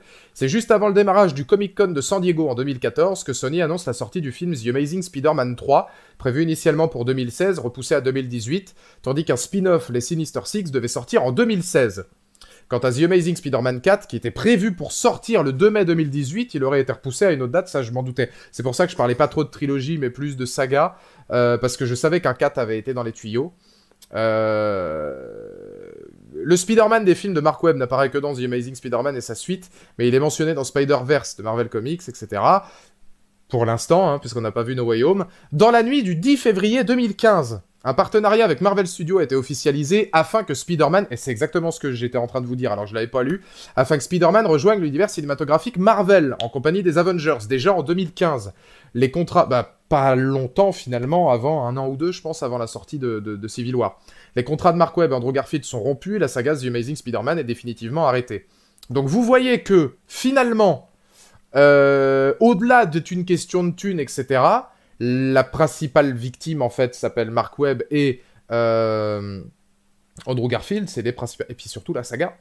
La saga qui a été démontée par Marvel. Parce que globalement, les films étaient étudiés jusqu'à ce que Marvel décide de racheter une partie des droits de Spider-Man. À partir de ce moment-là, c'était la fin. Mais jusqu'à ce moment-là, jusqu'au 10 février 2015, et peut-être même un petit peu plus après, hein, puisque les contrats ont peut-être été interrompus tout de suite ou un petit peu avant, eh ben, on était censé avoir quand même The Amazing Spider-Man 2, donc après le 3, le 4, les Sinister Six et Venom. Et c'est chaud. C'est chaud parce que finalement, on regarde en France, il fait 2 300 000 entrées. Je vais vous dire, pour 2014, c'est pas énorme. Parce qu'aujourd'hui, c'est beaucoup, hein, 2 millions d'entrées. Mais en 2014, c'était pas si énorme que ça. Ça aurait pu être plus. Alors oui, il fait 700 millions au box-office mondial. Mais il faut savoir que The Amazing Spider-Man 2 avait déjà énormément d'ambition, clairement. Et puis surtout, on a 230 millions de budget. On a 230 millions de budget. 230 millions de budget pour 700 millions de recettes, c'est un succès, effectivement. Maintenant, moi, je suis assez d'accord avec des gens qui en parlaient dans le chat. Je pense que quand tu es un film de cette ampleur-là et que tu as plus de 200 millions de budget, tu vises le milliard. Et je pense qu'à mon avis, entre la volonté de Sony de peut-être essayer d'en refaire d'autres pour atteindre le milliard ou pour vraiment établir la franchise, et puis d'un autre côté, l'idée de revendre ça à Marvel en se disant on a peut-être plus de chances de le faire et globalement on sera un peu plus tranquille pour la suite de nos événements de notre côté. On gagne aussi de l'argent là-dedans, c'est évident. Et ouais, je pense que ça a été clairement joué, hein, parce que faut pas oublier que le deuxième fait quand même 50 millions de moins que le premier. Donc quand t'arrives avec le même budget, c'est ça aussi qu'il faut prendre en compte. Quand t'arrives avec le même budget, que t'as 230 millions pour les deux, le premier fait 758, le deuxième fait 702, t'as peut-être moins envie d'investir par la suite, parce que tu te dis peut-être, et si le troisième il fait 600, 550, ça a pas marché du côté des critiques. Il y a Marvel qui nous demande, là, qu'est-ce qu'on fait? Parce que Marvel, ils ont du blé. Ah, ils ont du blé, hein. Peut-être, parce qu'on va... Puis voilà. C'est suite à une fuite chez Sony, mail raciste, etc., qu'un accord a eu lieu entre Sony et Marvel. Marvel n'a pas racheté quoi que ce soit, c'est des droits de... Hein? N'a pas racheté quoi que ce soit des droits de Spider-Man. Ah bah c'est pas ce qui est dit dans plusieurs... c'est pas ce qui est dit dans plusieurs thématiques. Après, le pourquoi du comment, j'en sais rien. Mais en tout cas, ils ont acquis, là c'est bien marqué là, hein, c'est un partenariat avec Marvel. Alors c'est pas forcément un rachat, mais c'est un partenariat qui fait, et c'est le plus important, que les contrats de Mark Webb et Andrew Garfield ont été rompus. Donc la Amazing Spider-Man a été définitivement annulée. Je me demande même si finalement, comme ils ont fait un partenariat avec Marvel, est-ce qu'il y avait une clause comme quoi, dans ce partenariat-là, Marvel a dit non, nous on veut pas continuer cette série. Parce que rien n'indique, là, dans ce que j'ai regardé, que finalement, Marvel et... que Sony n'avait pas le droit de continuer The Amazing. On pouvait faire un Spider-Man chez le MCU et puis continuer avec Andrew Garfield. Donc, à voir. À voir, ça, je suis pas au courant. En tout cas, les contrats ont été rompus. Et c'est dommage, parce que là, on va pouvoir parler du deuxième. Le deuxième était hyper intéressant. Quand tu dis que maintenant 700 millions d'entrées, c'est 700 millions d'entrées, c'est énorme pour toi, l'âge d'or du cinéma en salle, c'est passé. Ah non, 700 millions d'entrées, oui, le jour où un film fera 700 millions d'entrées, je crois qu'on en parlera tous. Il a fait 700 millions de budget. Il a fait en France 2,3 millions d'entrées. Le Covid a énormément... le Covid a énormément joué hein, dans les entrées en salle, etc. Et dans malheureusement les soucis qui font qu'aujourd'hui il y a moins de gens qui vont au cinéma, c'est une évidence. Maintenant, je pense que globalement, malheureusement, à cause des services de streaming, à cause des plateformes, à cause du piratage, etc., oui. On peut pas dire que l'âge d'or du cinéma est passé, puisque moi le premier, et sûrement beaucoup d'entre vous et d'autres, continueront d'aller au cinéma. Le cinéma ne mourra jamais. Maintenant, un film qui va... À moins vraiment qu'on soit sur un gros film populairasse, bien franchouillard, genre s'ils ressortent un Bienvenue chez les Ch'tis ou un truc comme ça, je suis pas sûr qu'on atteindra un jour un score comme certains longs métrages avaient pu le faire, ouais. Parce que là, quand on est aux alentours maintenant de 2 millions d'entrées, c'est pas mal. C'est pas mal. Je vais regarder, par exemple, certains films, parce que je vais regarder les films qui avaient fait le plus au box-office, qui avaient trusté les premières places pendant un temps. Jurassic World, le premier, l'avait fait. Le premier Jurassic World, en France, a fait 5,2 millions d'entrées. Aujourd'hui, 5,2 millions d'entrées, ça me paraît compliqué de les faire. En France, le deuxième avait fait 3,6. Je vais regarder Avengers. Infinity War et Avengers Endgame. Pour voir un petit peu la tangente. En France, 5,1 millions d'entrées. Infinity War avait fait moins que Jurassic World. Et alors Avengers Endgame, à mon avis, a dû faire plus. 6,9. Alors ouais, ça c'est excessivement rare, et je suis même pas sûr qu'avec le Covid... Je vais te dire, pour voir un petit peu l'âge d'or du cinéma, et pour voir si j'ai raison ou tort, je pense qu'il faut attendre No Way Home. No Way Home, c'est vraiment... Alors allez, No Way Home et Avatar. Même Jurassic World Dominion et même The Batman, je les mets pas à peu près au même niveau. Je suis curieux de savoir aussi combien de gens sont allés voir Joker. Mais tout ça, c'était avant le Covid, donc c'est compliqué à juger après le Covid. Je pense qu'il y aura forcément, malheureusement, des séquelles qui resteront. Pour moi, l'âge d'or est pas mort. Par contre, faire des millions et des millions, comme 7 millions, 8 millions, 10 millions, 15 millions, je suis pas sûr qu'on le revoie tout de suite. Je suis pas sûr qu'on le revoie tout de suite. No Way Home, on va voir, ça va être hyper intéressant. Ça va être hyper intéressant. Parce que si No Way Home sort avec 2 millions, Joker 5,5, tu vois, ouais, mais ça c'était encore une fois avant le Covid. Moi c'est vraiment... c'est sur du Randall. Comment il va le Captain non, j'ai pas dit pourquoi j'ai raison et vous avez tort. J'ai dit peut-être j'ai raison, peut-être j'ai tort, j'en sais rien. Mais on va voir. Moi je pense que No Way Home, clairement, si le film s'en sort avec, je sais pas, 5 millions ou 6 millions, là, ouais, on se dira, ok, je pense qu'à un moment donné, le cinéma sera encore capable de faire des grandes entrées. Si maintenant, ça s'arrête à 2 ou 3, mais je vais te dire même 4, ce sera un gros score actuellement. Mais ce sera pas à la hauteur de ce que ça aurait été avant le Covid. Le Covid a évidemment laissé des traces. Maintenant, c'est indéniable qu'aujourd'hui, on fait... moins d'entrées qu'à une certaine époque, et ça c'est voilà, c'est de l'ordre des plateformes, c'est de l'ordre du streaming, c'est de l'ordre de toutes ces choses-là qui font que les gens par moment, oui effectivement, vont moins au cinéma. C'est peut-être qu'aussi, vu aujourd'hui les problèmes de marché, etc., c'est peut-être un luxe pour certaines personnes d'aller au cinéma. C'est peut-être cher pour certaines personnes d'aller au cinéma. Peut-être que... Enfin, je veux dire, là, cette semaine et la semaine dernière, je suis allé voir Suprême, je suis allé voir Resident Evil, c'est vrai que c'est de l'argent que j'aurais préféré garder dans ma poche. Je vais aller voir House of Gucci, là, cette semaine, je vais voir SOS Fantôme, enfin, SOS Fantôme, je l'ai vu la semaine dernière, et King Richard. Tu te fais environ 6 films en 2 semaines. J'ai pas de carte UGC, ni quoi, ni rien. Donc oui, ça revient cher. Effectivement, quand tu fais 6 films par semaine, parce que moi, je suis à un endroit à Royan où t'as pas d'UGC ou de carte, etc., pour pouvoir voir des films à volonté, pour certaines personnes, peut-être que ça peut devenir cher. Donc je sais pas. Johan, honnêtement, hein, si No Way Home passe les 5 millions, c'est-à-dire s'il fait plus qu'Avengers Infinity War, et presque autant que Endgame, hein, parce qu'Endgame était à 6,9, mais il faut savoir qu'Endgame, il est ressorti par la suite. Donc je sais pas exactement à combien on était, en tout.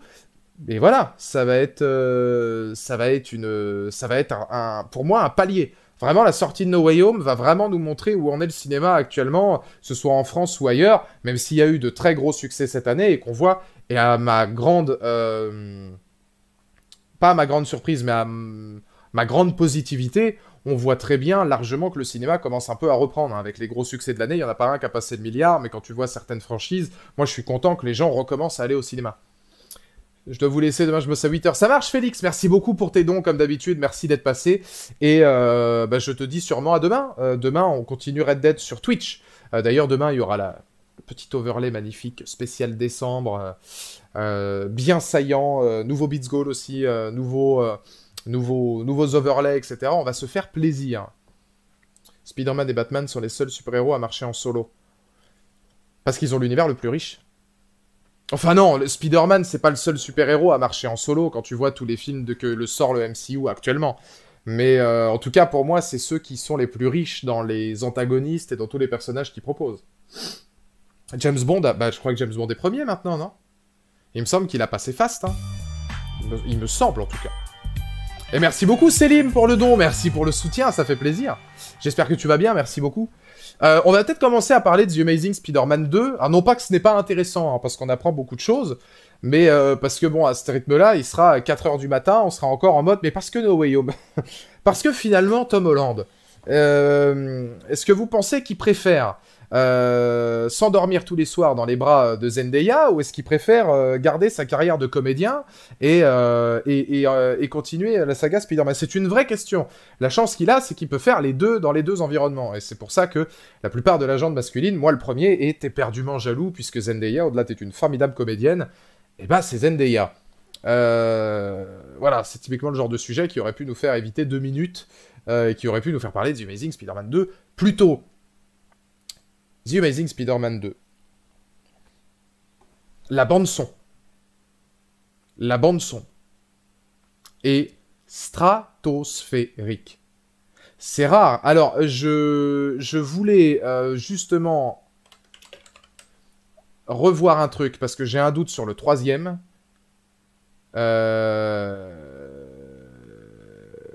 Ah oui, alors ils appellent ça The Magnificent Six. Alors vous allez me le dire.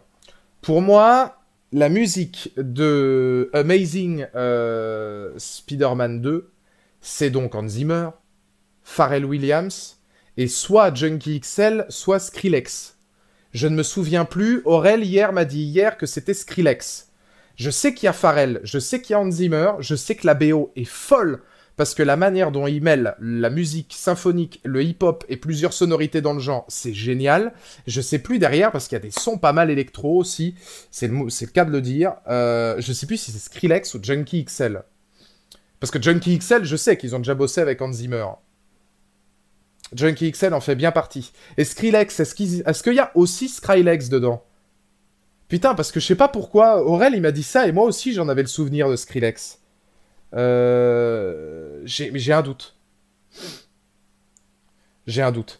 Après voilà, les thèmes de The Amazing Spider-Man, ils sont vraiment énormes. Le thème principal, la bande son d'électro, etc. C'est de l'hyper lourd. C'est vraiment hyper bien mené. Et alors là, tu vois, c'est là où je trouve que The Amazing Spider-Man 2 est bien plus marquant. C'est que finalement, t'arrives sur un propos où déjà, t'es impacté par la BO. Le premier, tu t'en souviens très peu finalement de la BO du premier Amazing. Le deuxième Amazing, par rapport ne serait-ce qu'à la bande-son, ouais, c'est ça, Caroline. Mais justement, je me disais, putain, j'étais sûr que Skrillex était dedans aussi. Mais Junkie XL me revenait tout de suite aux oreilles. Ah bah les musiques de Spidey du MCU, de toute façon, c'est des remixes. Et pourtant, c'est Michael Giacchino qui est magnifique, mais qui est à mon avis un petit peu bridé. Clairement, Michael Giacchino, il est trop bridé, et les musiques, c'est que des... Enfin, les seules musiques qu'on va retenir de Homecoming et Far From Home, c'est les musiques des bandes annonces, parce que ça reprend le thème de Spider-Man, quoi. Sinon, il n'y a rien, hein. Clairement, là, il n'y a rien. Alors que dans Amazing Spider-Man 2, là, on parle vraiment d'iconisation, la bande-son, elle est pour moi hyper impactante.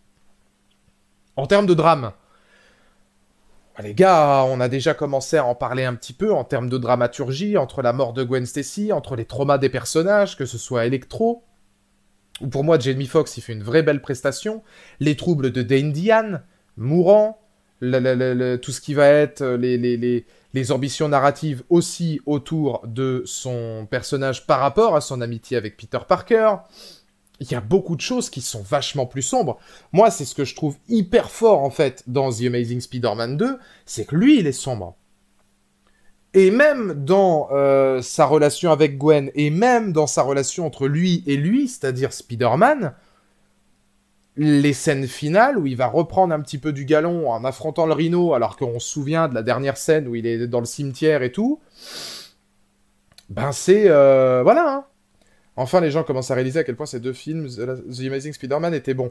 Alors moi, LJDD, je vais te dire, le 1, non, hein, on en a parlé jusque maintenant. Pour moi, le 1, il est moyen, il manque d'âme, il manque d'ambition, il manque de saveur. Le 2, par contre, je l'avais dit dès que je suis sorti, je l'ai toujours défendu. Je trouve qu'il est hyper sombre. Traitement des personnages bien plus intéressant. T'as quelques plans, notamment quelques plans séquences assez chiadés. T'as un combat quand même. Les chorégraphies de combat, je me souviens des premières prestations de Dane Diane. Moi, j'aime beaucoup, hein, Brosnan, désolé, mais... Dane Diane, je le trouve hyper animal, complètement ravagé là-dedans, sans jamais en faire trop. Et ça, c'est plutôt fort. Pourtant, il a été charcuté au montage, effectivement, mais je trouve qu'en termes d'iconisation de plan, et en termes vraiment de beauté de plan, de photographie, il y a quand même une photographie beaucoup plus soignée que dans le précédent. Alors c'est dommage en fait finalement qu'il ait été cuté, parce que je pense qu'avec un meilleur montage, il aurait été encore meilleur. Mais là je te parle juste de photos, de direction artistique, etc. On est quand même sur autre chose. Ça se joue beaucoup aussi vis-à-vis d'Electro. Hein. Mais je trouve que The Amazing Spider-Man 2 est vraiment très fort. Et au moins là on se souvient de certaines scènes. Ah ouais, la transformation de Dane Diane, celle-là moi je m'en souviens par cœur. Parce qu'elle était quand même vachement puissante. La mort de Gwen Stacy, on en parle encore aujourd'hui. On va pas se mentir. No Way Home, on va en reparler encore un peu. Mais, quel est de tous... Alors non, parce qu'ils ont repris Octopus, avec le Hello Peter, ils ont repris un peu le bouffon vert. Mais quelle est la scène marquante des bandes annonces? La scène qui a vraiment fait parler tout le monde dans la dernière bande annonce, ben, c'est la chute de Zendaya. La chute de Zendaya avec la main trop courte de, possiblement, Tom Holland, on verra par la suite. C'est cette scène-là qui fait parler. Et pourquoi elle fait parler? Tout simplement parce que c'était une scène hyper forte du deuxième opus. Et que ça revient forcément ensuite dans l'esprit du public. Et c'est ça qui est intéressant, je trouve. C'est ça qui est intéressant. Merci beaucoup Arizona pour le don, la scène coupée où Peter retrouve son père, incroyable ce passage où on voit le talent d'Andrew Garfield. Andrew Garfield, de toute façon, moi, je pense qu'il a été...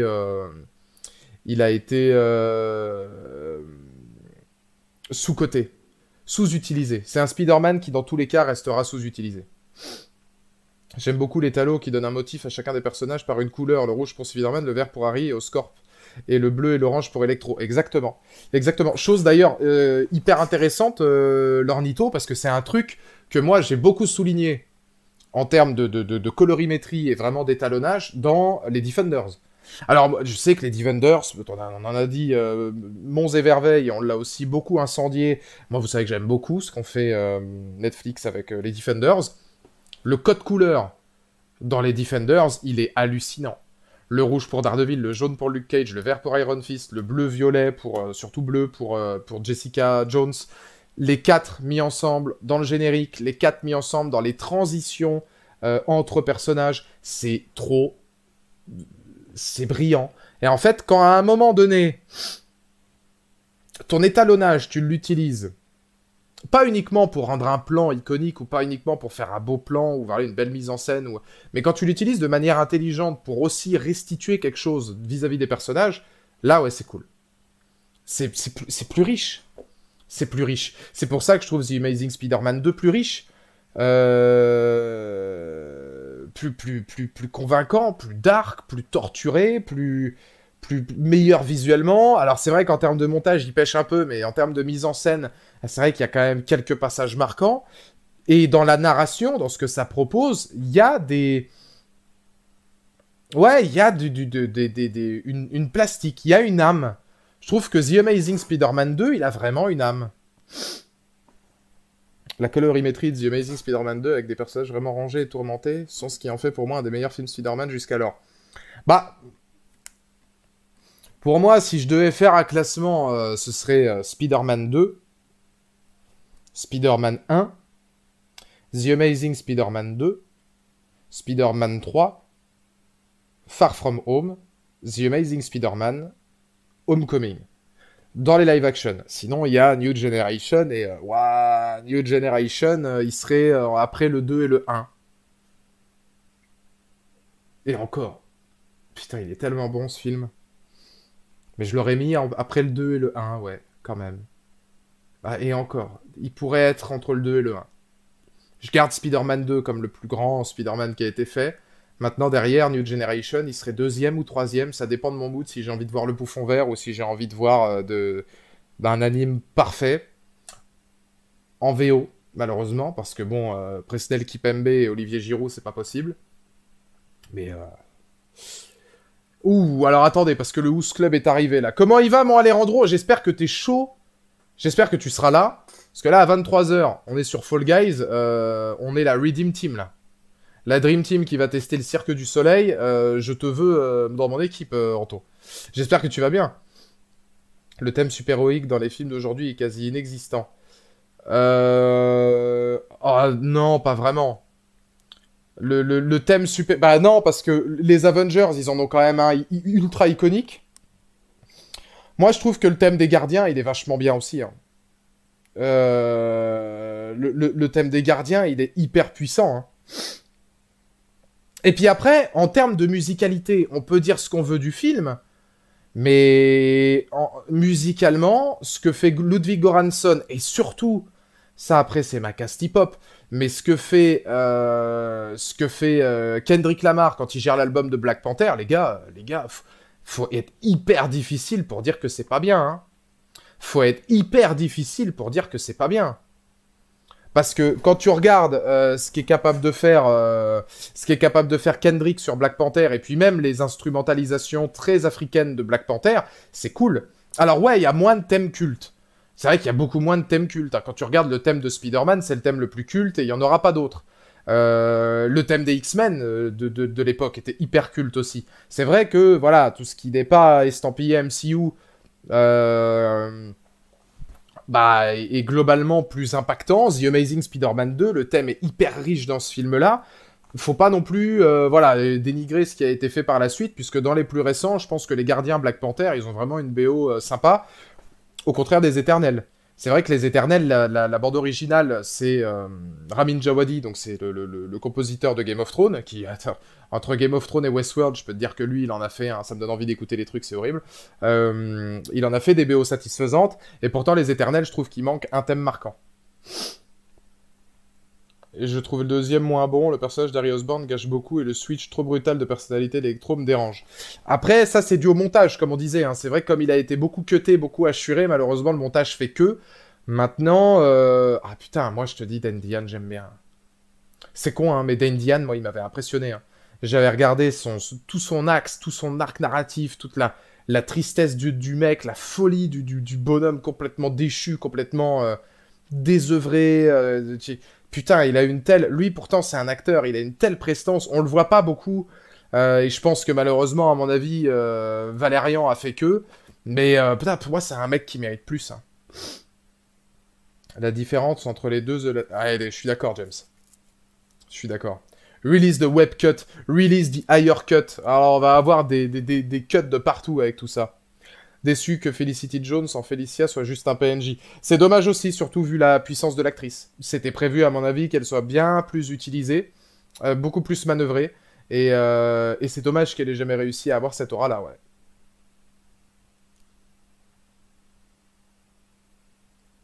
D'ailleurs, le deuxième Black Panther s'appellera Wakanda Forever, je me demande qui remplacera Chadwick. Enfin, je sais pas si ça a été annoncé ou non, moi j'ai toujours pensé que ce serait sa sœur.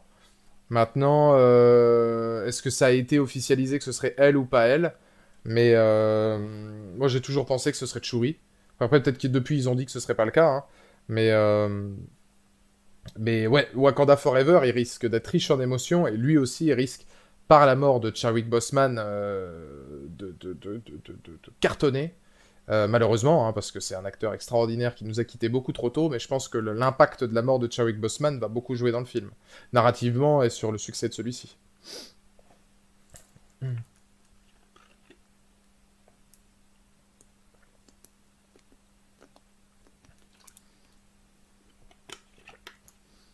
Très dark, très perturbé, avec la peur de mourir au ventre, excellent. La peur de mourir qu'a pas James Franco, hein, globalement. Après, James Franco, en fait, t'as tellement le charisme de l'acteur, et il faut savoir que James Franco, lui, il a eu 3 films, hein, pour s'exprimer. Tu vois la descente aux enfers de plus en plus ravagée, pour revenir vers le côté protagoniste et disparaître à la fin. Donc c'est difficile, en fait, d'aussi bien travailler d'Indian, dans le sens où là, on est quand même sur quelque chose de radicalement différent. Parce que, bah, effectivement, attends, t'as 3 films contre 1, là, il a fallu aller beaucoup plus vite. Maintenant, Harry Osborn, qui est sur le point de mourir entre la vie et la mort, qui est totalement perdu, et puis qui va justement complètement basculer dans la folie, etc. Ouais, ça c'est fort. La façon dont il trouve que c'est Peter Parker dans une des scènes là, où il ramène Gwen et puis où il voit Spider-Man, le jeu d'Indian est dingue. James Franco, il était jeune, là, il en a fait du chemin. Alors, on risque pas de beaucoup le revoir avec tous les démêlés avec la justice qu'il a, en tout cas pas de sitôt, mais sur certains films, James Franco, oui, c'est quand même un acteur qui est assez brillant, hein. Enfin, un des films qui me fera le plus marrer, c'est The Interview. Je sais pas si vous avez vu ce film-là, si vous êtes fan de hip-hop, l'interview de James Franco où il interview Eminem. Mais les deux sont extraordinaires.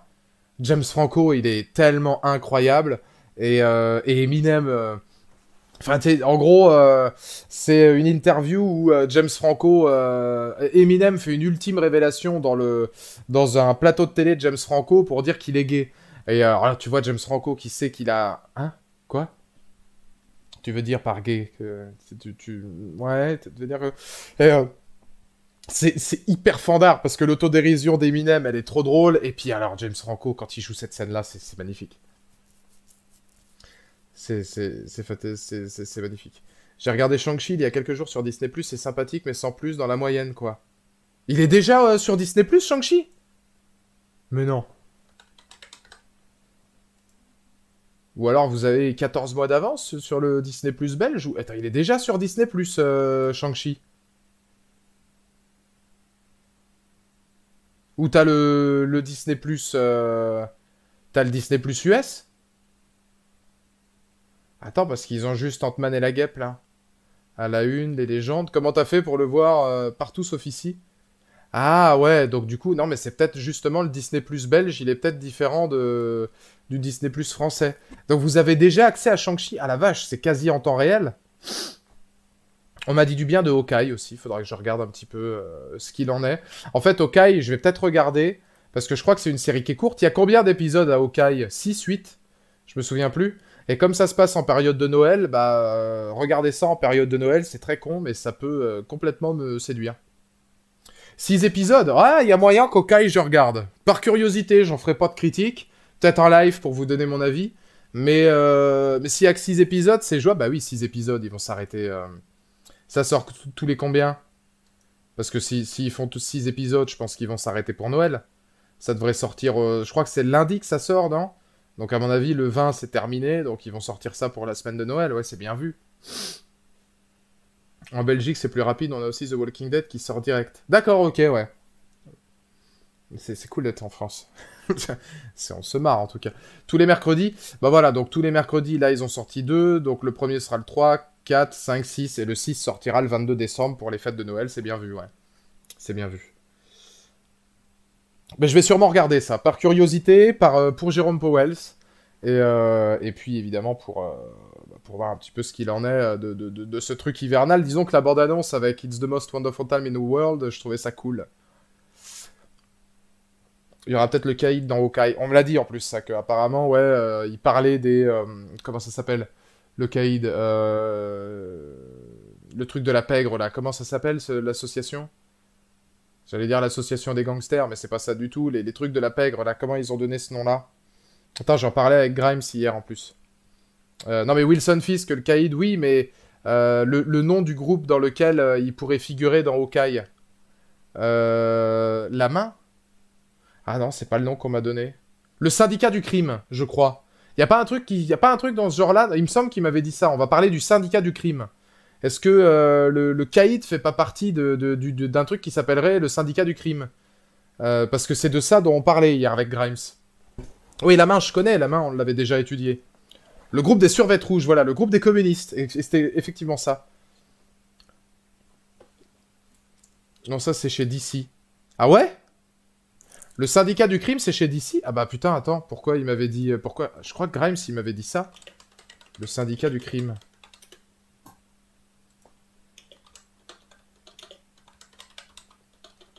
Ah bah non, il n'y a aucune recherche chez Marvel.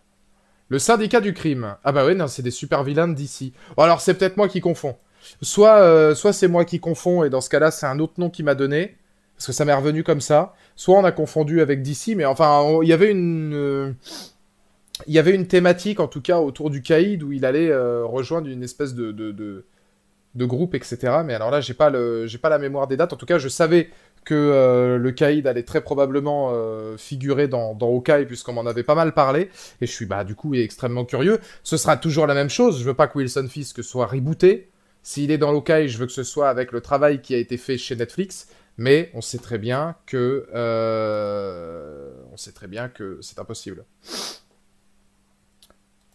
Bah, la chronologie des médias, oui, ça, j'en avais conscience. C'est pour ça que quand Alejandro m'a dit ça, je me suis dit, putain, la vache, ils l'ont déjà mis maintenant. Genre, peut-être comme s'ils voulaient aller au-delà de la chronologie des médias en sortant ce film-là sur les deux plateformes directement. Shang-Chi, je l'ai pas vu. Donc, je savais pas si leur stratégie marketing, c'était de le sortir dans les deux endroits en même temps. Mais du coup, j'ai préféré regarder quand même. Mais s'ils suivent la chronologie des médias, ouais, Shang-Chi, on n'est pas près de l'avoir. Là, les derniers qu'ils ont mis, c'était Infinity War, Ant-Man et la Guêpe. Donc, bah, c'était il y a, ouais, 3 ans. Hein. Tu vas aller voir Morbus, bien sûr. Bien sûr. Ça, j'en attends beaucoup. Si c'est bien Vincent D'Onofrio. Ah oui, non, mais ça, Ah. Oui, mais alors, dans ce que je veux dire, Johan, alors du coup, je sais pas dans quelle manière tu me dis ça. A priori, oui, ce sera Vincent D'Onofrio qui revient. Mais il n'empêche qu'on pourrait totalement réécrire son passif comme si on gardait l'acteur, comme ce qu'ils ont fait, en fait, du soft reboot. Comme ce qu'ils ont fait avec... Enfin, comme ce qu'ils veulent faire avec Matt Murdock, le Punisher et tout, on garde les mêmes acteurs, mais on leur refait une trame narrative et une toute nouvelle histoire. Et ça, moi, je suis contre. Hein. Je suis contre. Donc oui, non, The Amazing Spider-Man, c'est clairement... moi, c'est clairement une œuvre que j'apprécie tout particulièrement. Je trouve le traitement des personnages bien mieux traité. Je trouve que Jamie Foxx a une prestation hyper convaincante. Je trouve que le premier, tu vois, par exemple, quand t'as Martin Sheen, quand même, t'as Irfan Khan, t'as Martin Sheen, je trouve qu'on prend pas suffisamment tout l'ensemble du potentiel de ces acteurs-là dans le premier. Dans le 2, pour le coup, l'intégralité du potentiel des comédiens est vraiment totalement respectée. Et on les met vraiment, vraiment bien en situation. Quand tu vois... et Jamie Foxx, il se la donne en électro. Et c'est hyper convaincant, crédible, et c'est aidé par une belle photographie. Dane Diane, qu'on aime ou pas, on peut pas reprocher que le mec il s'est donné à fond. Il y a de la dramaturgie, Gwen Stacy et Andrew Garfield, ça marche toujours aussi bien. Et merci beaucoup Erwan pour le don, continue tout ce que tu fais, tu nous régales. Merci beaucoup, ça fait plaisir, merci pour le soutien. Bah écoutez, là on va peut-être passer sur Twitch. Je vais rester jusqu'à 22h35. Est-ce que vous avez des questions ou des choses que vous aimeriez peut-être que je développe autour des Amazing? Pour qu'on reste vraiment dans le sujet. On va faire ça encore 8 minutes parce que finalement, bah, comme il n'y a que 2 films et pas 3, bah, c'est normal qu'on ait mis un petit peu moins de temps. Là, je pense qu'1h30 pour parler des 2 longs métrages, on a quand même assez bien couvert les œuvres. On a même parlé des VF, on a parlé des comédiens, on a parlé des personnages. Moi, j'aurais beaucoup aimé qu'il y ait les Sinister Six, hein, effectivement. Je trouve que ça manque d'une suite. Donc je pense que c'était plutôt cool. On a parlé aussi de la chorégraphie des combats, de la chorégraphie des visuels des scènes aériennes. Si vous avez des questions, là, pendant 8 minutes, n'hésitez pas sur les Amazing, s'il y a d'autres choses que vous auriez aimé voir développer. Alors, c'est vrai que Felicity Jones, j'aurais bien aimé développer davantage. Bon, on n'a pas trop de grand-chose à se mettre. Tu préfères quel costume d'Electro? Alors, je préfère le costume de No Way Home. Mais, j'aurais préféré qu'on le voie en bleu dans le costume de The Amazing pour faire un petit peu le rapprochement. Je préfère le costume de No Way Home, juste esthétiquement, visuellement. Maintenant, le parti pris de le faire bleu marche vachement bien vis-à-vis de la photo, ça rentre beaucoup plus dans la pénombre. Comme on disait, en termes de colorimétrie et vraiment de grains de pellicule, bah, c'est beaucoup plus bleuté, c'est beaucoup plus froid, ça donne vraiment, par rapport à l'environnement de son protagoniste et puis à ce qu'il ressent au plus profond de lui, tout ce qui est malheur, tristesse, solitude, donc c'est bien vu aussi. Hein.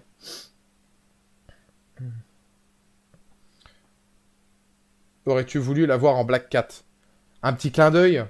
Un petit clin d'œil pour après la voir dans les Sinister Six? Ah, dans les Sinister Six, ça aurait été cool, ouais. Pourquoi tu n'aimes pas le Spider-Man de Tom Holland? C'est pas que je l'aime pas, c'est que je trouve que c'est le moins complet, quoi. Il est pas très intéressant. Le Spider-Man de Tom Holland, il joue uniquement pour moi sur l'apport technologique et le rapport paternel qu'il va avoir avec Iron Man. Sinon, bon, derrière, globalement, ces histoires m'intéressent pas. La fin du 2, tu en penses quoi? Ils ont eu du cran quand même de faire cette fin, même si elle est canon. Bah, elle est frustrante sur le moment, parce que c'est vrai que c'est un final... Alors, la fin de Gwen Stacy, elle, ouais, ça, c'est vrai que pour le coup, c'était un film qui avait des couilles, hein, littéralement. Maintenant, ça, oui, j'ai apprécié. Maintenant, la fin... C'est une belle fin ouverte, globalement, je peux comprendre. Le seul problème, c'est que le Rhino, on en a même pas parlé, parce que bah, c'est naze. Il est naze. En fait, le Rhino, t'as quand même Paul Giamatti qui le joue, qui est un acteur de ouf. Moi, j'aime pas du tout l'aspect méca. Clairement, hein, l'aspect mécanique du Rhino ne m'intéresse pas du tout. Donc déjà, ça, moi, c'est pas trop mon délire. Et littéralement, quand tu regardes ce qu'ils en ont fait, une petite scène au début, une petite scène à la fin, c'était hyper décevant. Le Rhino, il était hyper décevant par rapport à l'acteur qu'on avait donné et puis le potentiel du personnage. Maintenant, le design pour moi est loupé. Donc c'est vrai que si tu me parles de la fin, bah la fin, globalement, oui, je la trouve assez intéressante et plutôt belle. Disons que c'est une belle fin. Maintenant, c'est une fin qui méritait tellement mieux et qu'aurait pu offrir justement tellement plus que bah j'aurais aimé, moi, que ça donne beaucoup plus. Je pense que ça avait effectivement le potentiel pour donner plus. Et c'est dommage que ça n'ait pas été le cas. Surtout ça, hein. Le Rhino aurait été bien plus présent dans la suite, c'était juste un teasing. Ouais, mais du fait que le film, on ne l'ait jamais eu, ça donne l'aspect encore plus frustrant et rageant derrière. Selon toi, l'adversaire de Spider-Man le plus fort, le plus difficile?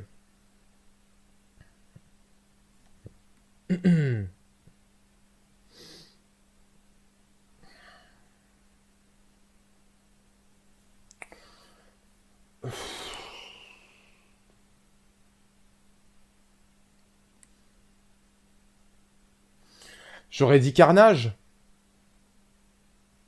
J'aurais dit Carnage, mais bon, le grand Carnage, quoi. Carnage, mais bon, ça c'est dans l'ensemble. Après, si on regarde dans les films, bah finalement, dans les films, le seul vraiment qui réussit pas à battre, c'est Mysterio. Si on prend tous les films en compte. Mysterio, il lui met une sacrée douille quand même, hein. Alors que, bon, bah, les autres n'ont pas vraiment de conséquences, quoi, sur l'avenir de Parker et de Spider-Man derrière. Si on regarde les films, celui qui a donné le plus de galères à Parker, même s'il le bat, c'est Mysterio, parce que Mysterio, la douille qui lui sort à la fin, elle est stellaire, hein, quand même. Elle est hyper stellaire. Je sais pas ce qu'ils vont en faire dans No Way Home, enfin, t'es pas bien, hein, pour Tommy. Tu te dis, ah ouais, merde. Ah, tu t'es mis dans une merde, mon copain. Mais sinon, après, je pense que t'as des méchants iconiques, hein, le bouffon, Octopus, même des méchants qu'on a peut-être pas encore forcément vus, mais Morbus. T'en as d'autres aussi qui ont par moments été proches de Spider-Man, mais qui l'ont combattu. Le Punisher. Le Punisher, la première fois qu'il arrive, c'est en antagoniste dans un comics de Spider-Man. J'en parle dans mon documentaire sur Berntal. Bah, le Punisher va le flinguer aussi, même s'il n'a pas de pouvoir, lui. Hein. Kraven le chasseur aussi, ouais, il faut réussir à se l'enquiller, celui-là. Donc t'en as plein. Globalement, t'en as plein, hein, mais c'est vrai que Carnage, il arrive loin, et puis dans les films, c'est Mysterio. Merci beaucoup, Raija, pour le don, merci beaucoup. Andrew Garfield est le meilleur Spider-Man dans les films. Mais les films sont bof, PS, que Dieu préserve Emma Stone. C'est un très bon Spider-Man, Andrew Garfield. C'est un très très bon Spider-Man. Oh, le Scorpion. Je peux vous garantir un truc, moi, c'est que le Scorpion, j'aurais aimé le voir. Ah là là là là là là là là. Je peux vous garantir que le Scorpion, joué par l'acteur qui jouait dans Far Cry 3 et Better Call Saul, lui, si on arrive à le mettre sur le devant de la scène, ça va faire très très très très mal, hein. Mais il faudrait voir comment il est fait, parce que le Scorpion, c'est pareil, hein. Si visuellement ça ressemble à un archétype du Rhino, bon, est-ce qu'on t'a déjà donné la définition de la folie, ce bon vieux Vas Montenegro? Je me souviens plus du nom du comédien et c'est une honte. Alors que je connais que lui, hein. Je connais que lui. Vas Montenegro, c'est Michael Mando, non? D'accord, donc sur ce site-là, il n'y a pas. Michael Mando, ouais. Michael Mando, qui est un acteur de fou. Scorpion, il faut vraiment un costume, pas un exosquelette. Scorpion, c'est le caméo de Homecoming. Ouais, et puis il est dans une séquence aussi, dans la séquence du bateau, me semble-t-il. Mais ça reste que de l'ordre du caméo, et c'est dommage, parce que ça méritait bien mieux. Ça méritait bien mieux. Le Rhino, c'est une machine, c'est dommage, je suis d'accord. Je suis d'accord. Classement des tantes May.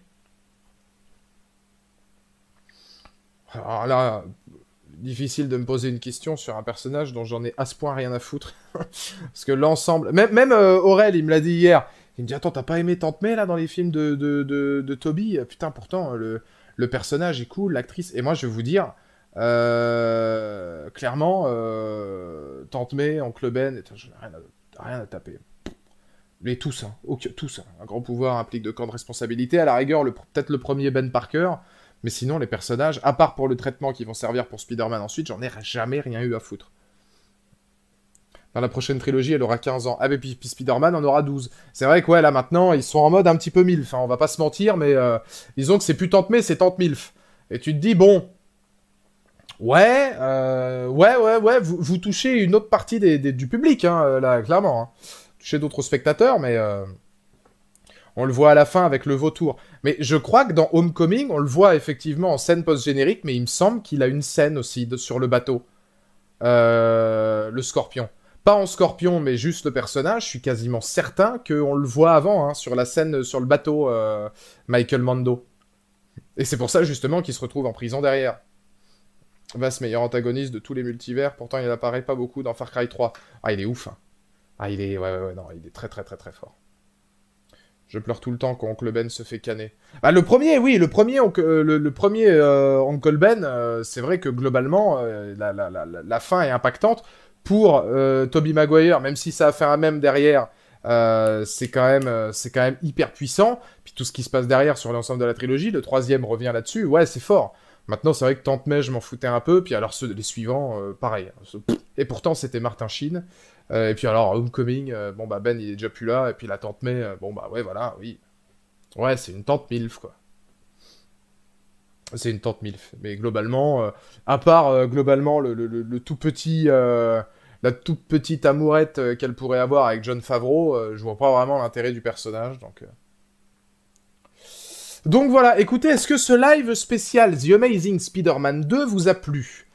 On a parlé de beaucoup de choses, on a parlé de beaucoup de choses, je pense qu'on est allé loin, hein, même, parce que on a regardé des thématiques financières, budgétaires, pourquoi il n'y avait pas eu la suite, etc. Donc je pense que ça a été intéressant. Dites-moi ce que vous en pensez dans le chat. Et puis du coup, bah, on va se retrouver... Alors, la semaine prochaine, donc c'est sûr, sur YouTube, hein, le reste sur Twitch, vous avez déjà le planning. Je vais d'ailleurs vous donner... Shit. Hop. La chaîne Twitch, si vous voulez me rejoindre. On est ce soir sur Fall Guys. Et on arrive après... sur... comment dire? On arrive après sur... Merde! Sur Red Dead. On sera ensuite sur Red Dead Redemption. Donc on aura pas mal de petits trucs, à mon avis, très sympas à faire cette semaine. Donc on va s'arrêter là parce que je pense qu'on a dit beaucoup de choses déjà très sympas. La semaine prochaine, soit on fait les théories et toutes les rumeurs autour de No Way Home, soit on reparlera de New Generation. D'un autre côté, New Generation, étant donné que j'en ai déjà fait une critique, ça serait peut-être un petit peu redondant. Donc on fera probablement toutes les rumeurs et les théories autour de No Way Home. Ça pourra être hyper intéressant, il y aura beaucoup de dialogues, ce sera un live à mon avis qui durera au moins 2 heures, parce qu'on a beaucoup de choses à dire. Donc on va se retrouver comme ça. À tout à l'heure pour... Enfin, dans 5 minutes, hein, puisque je lance mon live Twitch dans 5 minutes. À tout de suite pour mon live Twitch spécial Fall Guys, nouvelle saison. On va aller tester un petit peu ça jusqu'à minuit et demi, minuit 45, étant donné qu'on commence un peu plus tôt. Et puis bah, pour tous les autres, sinon, Red Dead Redemption en fin de toute la semaine. Live des 12 heures Jurassic World. Samedi, beaucoup de choses qui vont être hyper intéressantes. Et pour tous ceux qui sont là et qui apprécient les séries, les films, sachez que sur Twitch, le lien que je vous ai mis juste là, la semaine prochaine, on entame Game of Thrones Telltale. Et ça, c'est cool. Le jeu vidéo inspiré de la série, avec les vraies voix des acteurs, etc. On va se faire plaisir. Et ça commence la semaine prochaine. Donc si vous voulez ne rien manquer, n'hésitez pas, ce sera sur Twitch. Je vous souhaite une excellente soirée, je vous dis à la prochaine pour de nouvelles aventures. Merci à tous pour les dons, encore une fois très généreux, et pour le score qu'on a fait, parce qu'on a été plus de 300 par moment, c'est très cool. Et à la prochaine, voilà. Bisous, passez une bonne soirée, et bonne fin de koh-lanta pour ceux qui regarderont koh-lanta. On fait avec.